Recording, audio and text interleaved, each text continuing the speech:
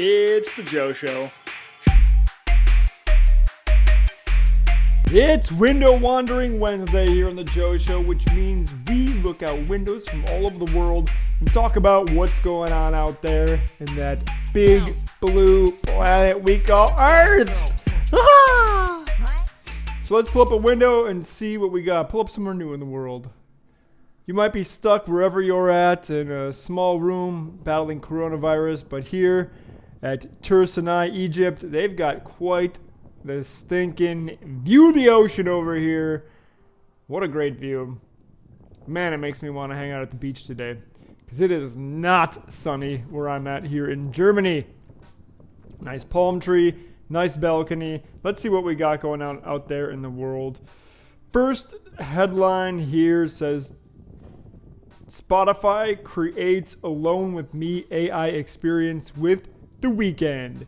And no, we're not talking about having The Weeknd. We're talking about the singer The Weeknd. Spotify has released an AI experience called Alone With Me that, which, I mean, actually that sounds kind of creepy. Yeah, alone with me. What are you going to do? What will I do to you, this AI, when you're alone with me? That allows users to interact with a lifelike version of The Weeknd. Users will have to connect their Spotify accounts, and it works best if they have a strong listening history of The Weeknd on the service. The Weeknd will talk about highlights from the user's data, including things like the most listened to Weeknd song, and when the user first started listening to The Weeknd, and more. Spotify has also released an experience centered around Billie Eilish, where fans can write a letter to their future selves. How cute, especially because she's still pretty young. Write a letter to your future self with Billie. What's the future going to look like? That's a really interesting experience or a service that Spotify has now crafted here. A little experiment that they're doing here with AI artists. Spotify is the biggest music platform in the world, and right now they're at a bit of a disadvantage because if you get Spotify through the Android or Apple Store and get a subscription, they take 30% of Spotify's revenue. Each of them are still pushing their own music services. So Apple is still pushing Apple Music, and Android, I think, has some sort of like Google Music service. So I think it's pretty interesting that they are competing and taxing Spotify, and Spotify is now moving into, I don't know, all sorts of weird experiments. I mean, they bought podcasting companies, and now they've integrated a lot of podcasts into their service. And next, I guess, is some sort of AI technology where you get to interact with your favorite artists. I'm expecting some sort of AI concert coming soon from Spotify and Daft Punk or something. Next article says this plane flies itself, and we went for a ride. Ooh, we got self-driving planes already. What a thing. Commercial airliners already use automation to control planes after takeoff. However, these features mean that pilots are still required to control the plane for takeoff and other situations. The pilot's primary role in the air is to take instructions from air traffic control and to adjust the automated system accordingly. X-Wing, ooh, what a Star Wars reference, has replaced pilots with ground-based controllers. Similar to military drone operators, the system means that the pilot can manage many flights from one central base. X-Wing is attempting to build an autonomous cargo fleet, but it requires licensing and approval from the FAA. They're not trying to build space fighters that are in the shape of an X. Unfortunately, they're building an autonomous kind of drone cargo ship fleet that is controlled by a single pilot, which is interesting. One pilot controlling a bunch of planes. Taking jobs away from the pilots, man. Taking jobs away from the pilots. This ailing scientist is trying to save his life by becoming the world's first full-fledged cyborg. Actually, I believe that is where I found out about yesterday's video. If you want to check that out, Technology Tuesday, the dude's becoming a cyborg. I just posted the video yesterday. If you're interested in it, check it out. But let's hop into a new window. See what we got here. We got a window with a kitty over in Brooklyn, New York. Looks like a calico cat. Window is nice. See, I like when they actually give me a window and not like a balcony view. Like, this is a window. Sure, I could use the screen being removed because then we could actually see outside pretty nicely. But what are you going to do? Pretty nice that we get a little cat. Next up, let's see what we got here.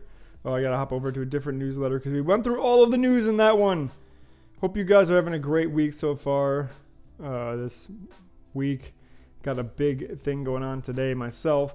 Apple is reportedly acquiring a VR startup called Spaces. Spaces is a startup with a team that specializes in virtual reality technology. More VR stuff.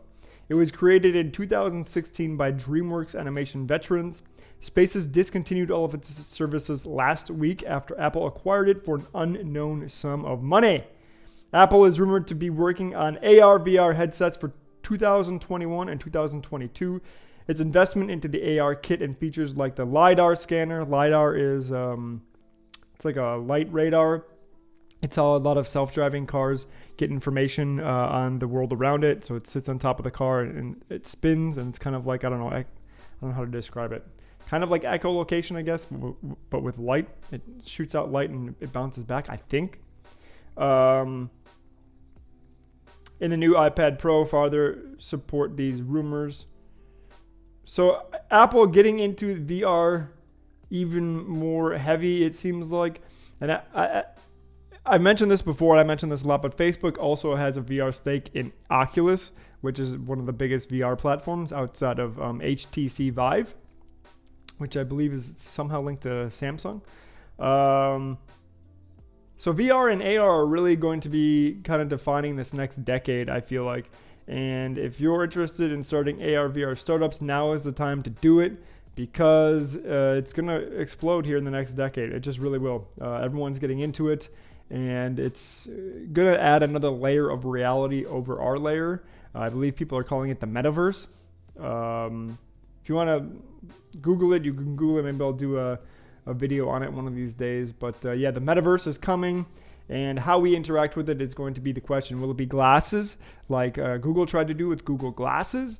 Or will Apple make some sort of glasses thing? Or will everybody be wearing a headset around, just walking around with a VR headset, looking super goofy? What is it going to look like? I don't know. Who knows? Perhaps we might even get contacts that have like computer chips on them that we can just pop in, and then we just get a layer over reality. Maybe we can even hide our identities. Who knows? It's going to be crazy. Nobody knows, but it will happen within the next decade for sure. Zoom goes down, bringing much of the remote workplace and classroom to a grinding halt. Oopsies! Zoopsies! Zoom suffered a massive outage on Monday morning. The outage likely affected millions of workers and students. Zoom's service has been restored, and the company will continue to monitor the situation. Who knew what took it out? But that is one downside of not in-person meetings and learnings, is that if a service goes down or the internet goes down, you can't meet, and then you're stuck, and then everyone gets frustrated trying to log in, and you try to bring up alternatives, and it's just, you're wasting time. Everyone feels guilty. It's the worst. It's absolutely the worst when service goes down. What do we got next? In the world, Ayrshire, Scotland. This again is not really a window. It might be a window. I don't know. Maybe it's a really big glass window. But we got a view of a pasture with a bunch of cows moving around. This window makes me happy. It looks calm. I love the fact that there's animals in it. A lot of green. Those are some nice tile bricks as well. Flooring. It's good. This is a good window. It's Scotland. If this wasn't in the morning when I was doing this, I'd grab some whiskey just in the name of Scotland, but I'm not going to do that today. Next headline here says Elon Musk to unveil Neuralink progress with real-time neuron demonstration this week. If you're not familiar, Elon Musk also has another company called Neuralink, where they are trying to pretty much link a computer to a human brain and have them interact to download information, upload memories, all sorts of stuff. Maybe even just control your cell phone to start with. Who knows where it's going to go, but the company's called Neuralink. It's scheduled an event for August 28th. That is in 2 days from right now. To update the public on its progress, Elon Musk tweeted about the event at the end of July, hinting that there would be a live demonstration of neuron activity at the event. What that exactly means, I don't know. Maybe some sort of transfer of information from brain to computer. Neuralink's long-term goal is to gain human symbiosis with artificial intelligence. The product involves connecting electrodes throughout the brain and reading its neuron signals, analyzing the signals, and eventually attempting to copy or direct them. This technology could help people with neurological impairments restore function, or it could also add additional features to human bodies. Features, is that what I'm looking for? It could add additional senses, maybe? We'll see. So 2 days away, Elon Musk and company are going to demonstrate something with Neuralink. I tried to meet with them last time I was in Silicon Valley, but they did not respond to emails. So they've been very secretive in stealth mode. This will be the first public display in a while on what is happening over at Neuralink. If I could link myself to a computer, man, I would be probably saving my memories because my memory is so bad. If I could actually go back and remember things and open up my memory file when someone's like, hey, do you remember that? I'm like, no, not at all. Let me pull that up real quick. Wait, scrub through it real quick. Oh yeah, we were here. We did this. It was that day. The weather was like this. And you said that. Oh yeah, I totally remember that. It'd be so nice. Artificial photosynthesis advance. Standalone device converts sunlight, CO2, and water into clean fuel. So this headline is telling us that they now have artificial photosynthesis. Photosynthesis is what plants use to make energy from the sunlight. So a device developed at the University of Cambridge can convert sunlight, carbon dioxide, and water into oxygen and formic acid without requiring any additional components or electricity. Formic acid is storable fuel that can be used to directly or converted into hydrogen. Artificial photosynthesis is difficult to achieve without producing unwanted byproducts. The new technique produces almost no byproducts, only straight products. That's so dumb. And uses a catalyst that is easy to make and relatively stable. So now scientists have produced artificial photosynthesis. I wonder if somehow they could integrate this artificial photosynthesis into like cars. And then a car just could have something on top of it that's not a solar cell, but this photosynthesis cell, a photocell. And then it just creates its own fuel based on sunlight. Like, imagine that. That would be insanity. But it converts sunlight, CO2, and water into fuel. Oh, no. So then we would have to put water in the fuel tank. And then it could just use the sunlight and carbon dioxide in the air to make fuel. I doubt that that's possible because it would have to create an enormous amount of energy for the cars to be able to move forward. But still an interesting thought. There were two cows here that were fighting in the background. That was so distracting. That was cute. Let's grab a new window here. Gdansk, Poland. It's a classic Polish window neighborhood. These cars are pretty interesting. We got a yellow car and a red car. So we got McDonald's cars out front. They're very matte colored. They don't look like any car I've seen recently. I wonder if they're old cars or if these are some sort of new car. The colors are popping though. They're really vibrant. Huh. Also looks like in Poland they might separate their garbage as we have to do here in Germany as well. Looks like there's two different colors of trash cans over in the background. The robot revolution has arrived. Speaking of of trash cans, walking trash cans. Robots are everywhere. They have been performing tasks for us and slowly replacing humans in the workforce even before the pandemic. Oh, we got a group of people. Look at these guys walking by talking about robotics. Yeah, did you see what we did with the robot today? I can't believe it. It picked up that object. So the robots have been replacing and augmenting humans in the workforce even before the pandemic. Now, the need for robots to replace human workforce seems like a medically wise decision. The workplace of the future will be an ecosystem where humans and robots work together to maximize efficiency.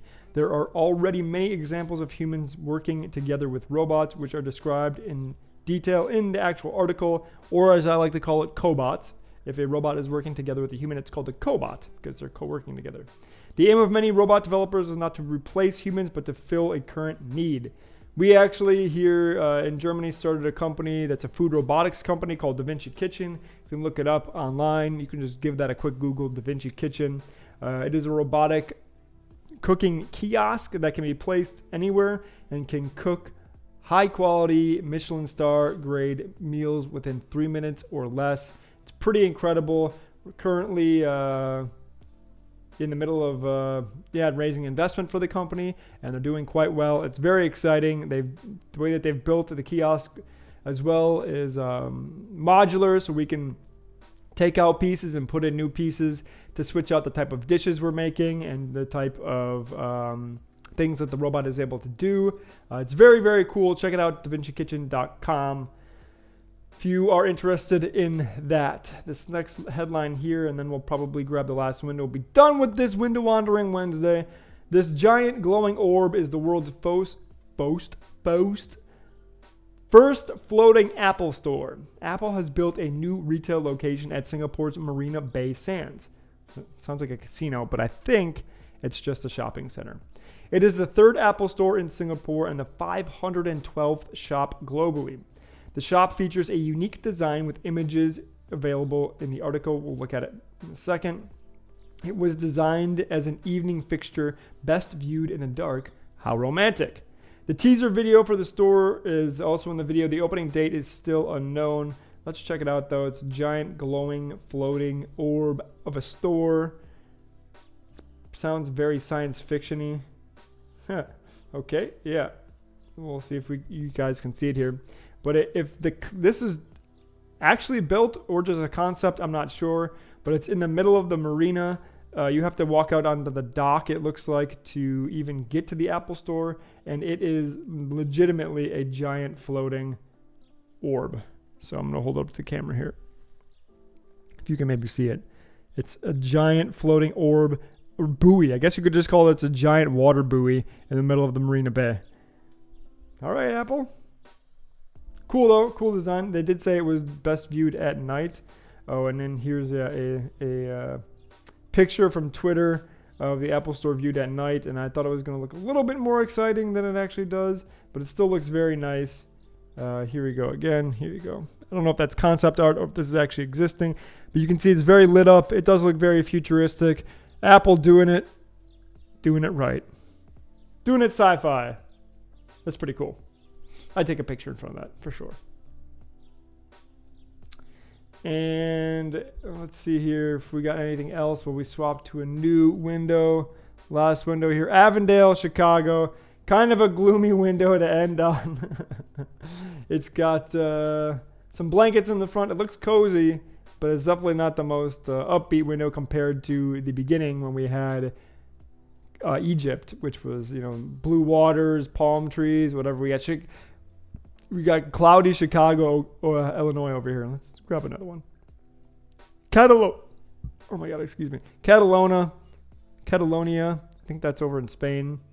Definitely have a window. We got some art on the sides of the window. Perhaps there's an artist living in this house. Looks like a nice sunny day outside. Otherwise, I think that's going to do it for this week's Window Wandering Wednesday. We had a nice wander around, trying to find some other quick, maybe jump around headlines, but it doesn't look like there's anything that I can quickly grab here. So we'll end it there in Catalonia. That's been today's Joe Show. If you like my content, hit that subscribe button and mash that bell so you get a notification every time I upload a new video. I do these on Wednesdays. You kind of learn something. I learn something. I just talk. Depending on the headlines, I can be entertaining or less entertaining. You just never know what you're going to get. It's a variety show over here on the Joe Show. If you find a cool article or have an interesting idea, you can send it to hijoeshow@gmail.com. Otherwise, until next time, I love you.